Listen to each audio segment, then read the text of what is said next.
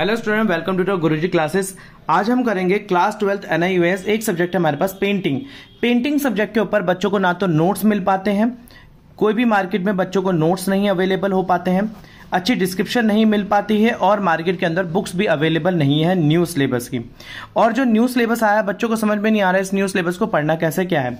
मैंने आपको इससे पहले वाली वीडियो में पेंटिंग का पार्ट 1 के अंदर चैप्टर नंबर 3 कंप्लीट करा रहा हूं। आज इस वीडियो के अंदर मेरा चैप्टर नंबर 3 कंप्लीट हो जाएगा।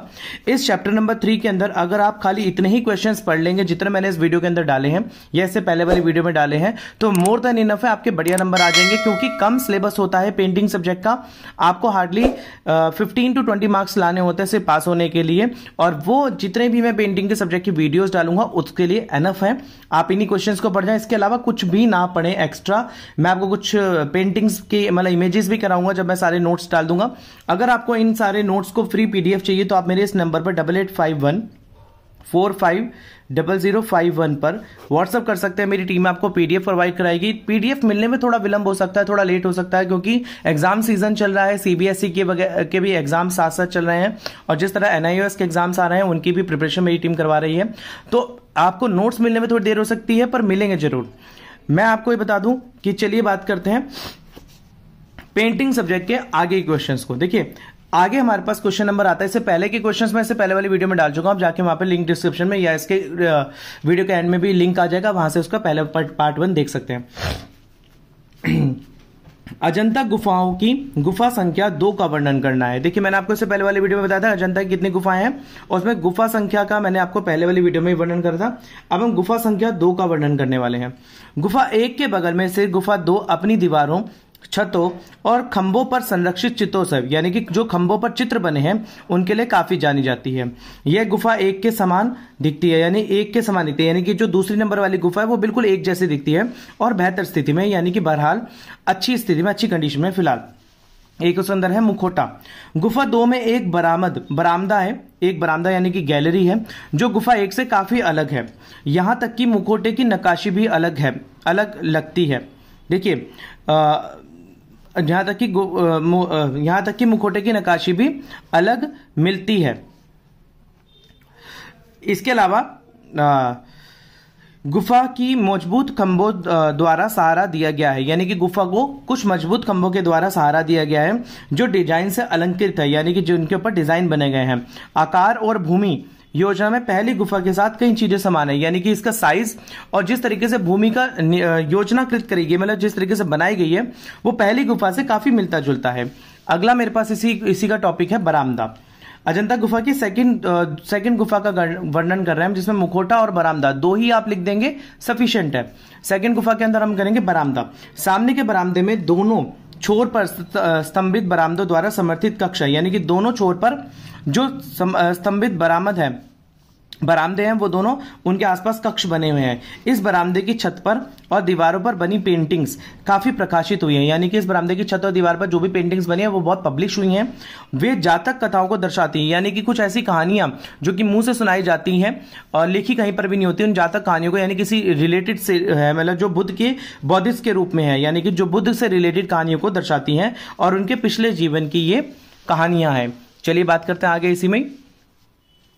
बरामदे की पिछली दीवारों के बीच, जो बरामदे की पिछली दीवार है उनके बीच में एक दरवाजा है जो हॉल में प्रवेश करने की अनुमति देता है, यानी कि जो पिछले दीवार है उनमें बीच में एक दरवाजा जो हॉल में प्रवेश करने की हमें अनुमति देता है। दरवाजे के दोनों ओर एक चौखट आकार की खिड़की है जो इंटीरियर को रोशन करती है। देखिए जो इंटीरियर को बताती है कि जो इंटीरियर कैसा है, यानी कि जो अंदर जैसा भी इंटीरियर, जैसे भी नक्काशी, जैसे भी डिजाइन बना हुआ है उसके ऊपर वो रोशनी पड़ती है और उसको बताती है कि कैसी रोशनी बनी हुई है। अब आता है हॉल, यानी कि अजंता की गुफा नंबर 2 का हॉल कैसा है। हॉल में 4 स्तंभ है जो छत को सहारा है, जो छत के सहारा देते हैं और हॉल केंद्र में एक वर्ग को छाए हुए हैं, यानी कि हॉल केंद्र में एक वर्ग को हुए हुए हैं, मतलब कि हॉल केंद्र के अंदर एक वर्ग यानी कि स्क्वायर बना हुआ है और हॉल की प्रत्येक भुजा स्तंभ वर्गाकार हॉल की संबंधित, यानी कि प्रत्येक भुजा की यह स्तंभ वर्गाकार हॉल की संबंधित दीवारों के समांतर है, यानी कि वर्गाकार हॉल की जितनी भी दीवारों हैं उसके प्रत्येक भुजा जो है वो हॉल की दोनों सारी बराबर है, जिसमें बीच में से एक गलियारा बनता है, बीच में से गैलरी सी बनती है। स्तंभों के ऊपर नीचे चट्टान बीम है। देखिए, स्तंभों के ऊपर और नीचे चट्टानों के बीम डले हुए हैं। राजधानियों को विभिन्न सजावटी विषयों के साथ उकेरा गया है। देखिए, जो वहां की राजधानी उनको विभिन्न सजावटी विषयों यानी कि बहुत सारे टॉपिक्स के साथ वहां पर बनाया गया है और चित्रित किया गया है, जिसमें सजावटी मानव, पशु, वनस्पति और अर्ध दिव्य रूप शामिल है। यानी कि सजावटी कुछ चीजें, उसमें मानव की आकृतियां, पशु और वनस्पति और अर्ध दिव्य यानी कि कुछ ऐसी अर्ध दिव्य आकृतियां सम्मिलित हैं जो कि उस दीवार पर बनाई गई हैं। चलिए बात करते हैं अगले क्वेश्चन की। अगला क्वेश्चन है हमारे पास, चैत्य और विहार क्या है? चैत्य और विहार क्या है? देखिए, अजंता की गुफाएं दो प्रकार की हैं। प्रकार एक है चैत्य और विहार। देखिए, अजंता की गुफाएं दो प्रकार की, जिसमें चैत्य और विहार है। चैत्य गुफाओं को स्तूप गुफाओं के नाम से भी जाना जाता है। जो चैत्य की गुफाएं हैं उनको स्तूप गुफाएं भी बोला जाता है। और यह पूजा और धार्मिक प्रवचन का स्थान था। यहां पर क्या क्या करा जाता था? देखिए, पहली गुफा कौन सी थी? चैत्य थी। दूसरी गुफा है विहार।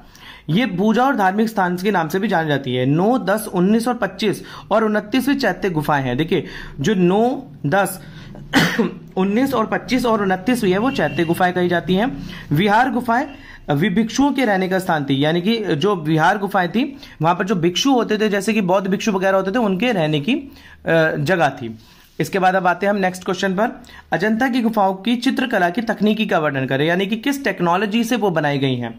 अजंता के भित्ति चित्र यानी कि दीवारों पर जो चित्र हैं टेम्पर शैली में बनाए गए हैं, यानी कि थोड़े उभार में, थोड़े उभरे हुए पन के बनाए गए थे, जिस पर स्थान पर पेंटिंग करनी थी। यानी कि जो उभरे हुए पन थे उन पर पेंटिंग करनी थी। जो भी, जैसे कि आपको मैं बताऊं 3D इमेजेस होते हैं ना ऊपर को उठती हुई, उन पर पेंटिंग करनी थी। उनकी सतह को किसी उपकरण से खुरदरा कर दिया गया था। जो उनकी सतह थी किसी उपकरण के द्वारा उसको खुरदरा कर दिया गया था।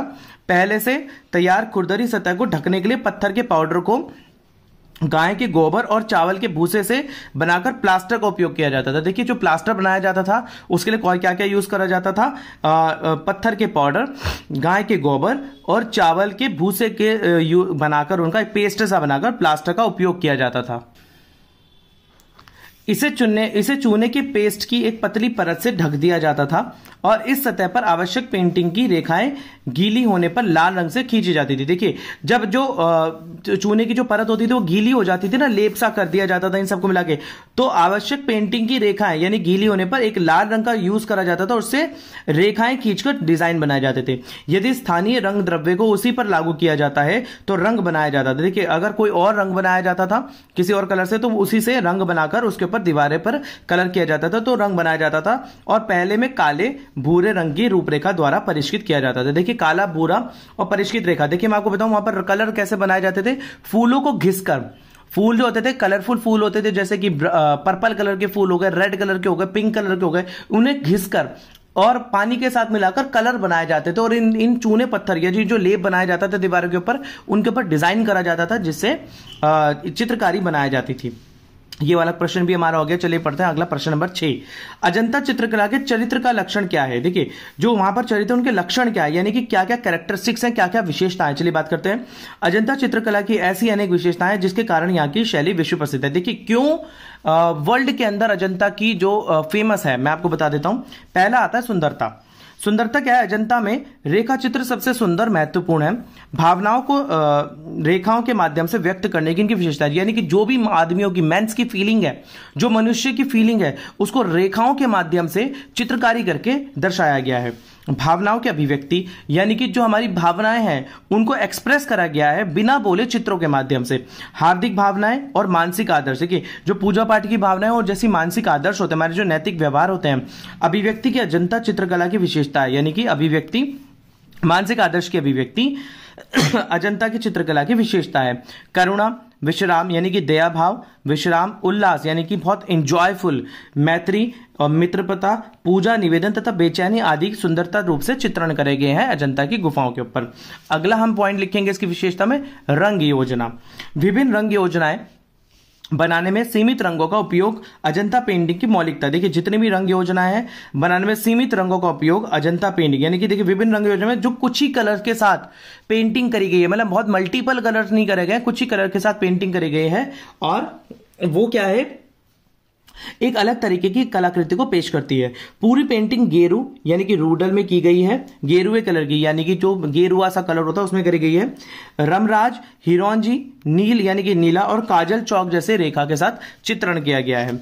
लास्ट हमारे पास टॉपिक आ जाता है इसी का ही, यानी कि लास्ट हमारे पास विशेषता आ जाती है जीवन की विविधता। अजंता में दैवीय और भौतिक दोनों जीवन को सुंदर चित्र से किया गया। देखिए, दैवीय यानी कि देवी का भगवान की, और भौतिक यानी कि जो हमारे पास चीजें प्रस्तुत होती हैं जिनको हम यूज करते हैं डेली लाइफ में, उनको बहुत अच्छे तरीके से चित्रित किया गया है। हस्त मुद्राओं के माध्यम से यानी कि हाथ की रेखाओं के माध्यम से भावनाओं की अभिव्यक्ति की गई है, यानी कि जो भी हमारी फीलिंग्स है उनको एक्सप्रेस किया गया है।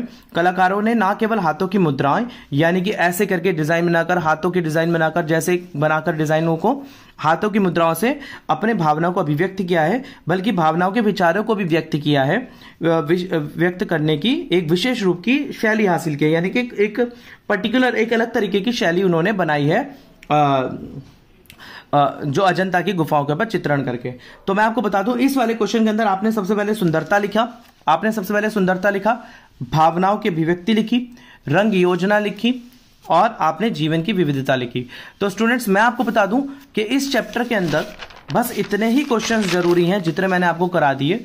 चैप्टर नंबर जो 3 है ये हमारे सिलेबस का एक पार्ट है, अजंता की पेंटिंग, और ये चैप्टर आपका कंप्लीट हो चुका है मेरे पास। पार्ट 2 के अंदर पार्ट 1 में इसका डाल चुका हूं, आप जाके वहां पे लिंक डिस्क्रिप्शन में जाके देख सकते हैं, वीडियो के एंड में भी उसका लिंक आएगा, वहां से भी जाके देख सकते हैं।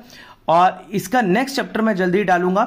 इसके अगर आपको नोट्स चाहिए तो मेरे को व्हाट्सएप नंबर पर मेरे को बताएं कि आपको नोट्स चाहिए, मैं इसकी पीडीएफ प्रोवाइड करा दूंगा आपको। अगली वीडियो में मिलते हैं कुछ नए क्वेश्चंस के साथ। तब तक अगर आपने चैनल में लाइक शेयर सब्सक्राइब नहीं किया तो प्लीज कर लीजिए। तब तक के लिए धन्यवाद।